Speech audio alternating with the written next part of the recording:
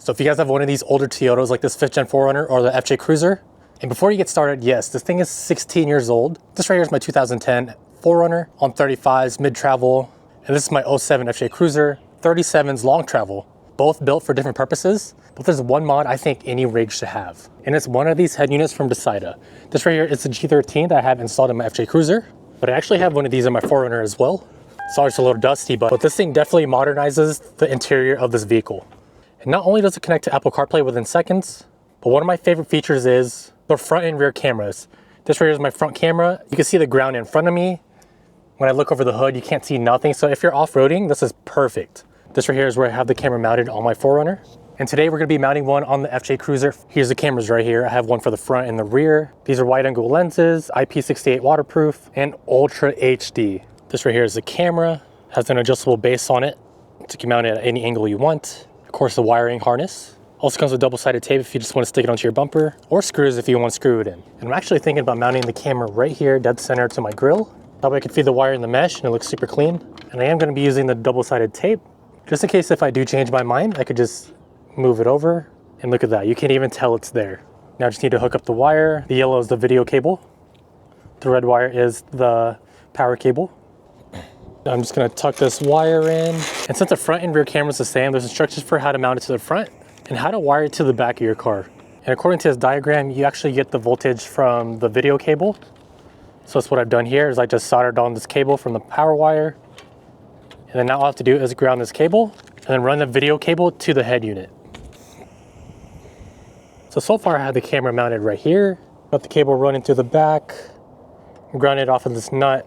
Then I shrink wrapped the video and power cable to protect it a little. Have the wire here, and I'm gonna run this all the way into the cab.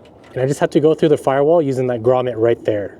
And the best way to get this through your firewall is take your longest screwdriver. And what I like to do is tape it onto the screwdriver just like this, and then poke this through the grommet. And it should look like that. And then you should be able to see the screwdriver inside of your vehicle. And it is right there. And now you can pull the cable through, and literally just like that, it's through the firewall. Now we have to install it onto the head unit. FJ Cruiser has 2 Phillips screws right here that removes the side panels. Now they pop off just like that. Now you have 2 Phillips screws right here, and the whole thing should pop right out. And if you get the G13 for the FJ Cruiser, these are literally plug and play.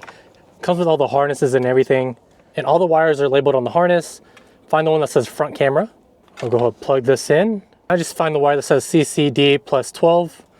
That is 12 volt continuous. We'll go ahead and just twist that together to make sure it works. Turn on the key, we'll go to front camera. And just like that, we have a front camera, and look how wide that angle is. Perfect. Now this wire, I just tucked into this little hole right there. Might be a little hard to see, but you can see daylight right there. And I just tucked it through and then pulled it. So I just took all the extra slack on the wire, taped it up, got the 12 volt hooked up, the video cable. Now we just need to slide everything back in. Put the screws back in. Reinstall the side pieces and the screws, and take a look at that. Go back to the front camera and go ahead and adjust it down a little bit, just like that. That way if something is in front of the vehicle, I could see it, because I definitely can't see it out of the windshield. So if you guys are looking for your next mod for your Toyota, definitely check these out from Decida. These are definitely one of the best head units you could get. Apple CarPlay, so you can see your messages on here, your maps, play music, listen to your podcasts. It's super responsive. And you could even use onX Off-Road on this head unit. Take a look at that.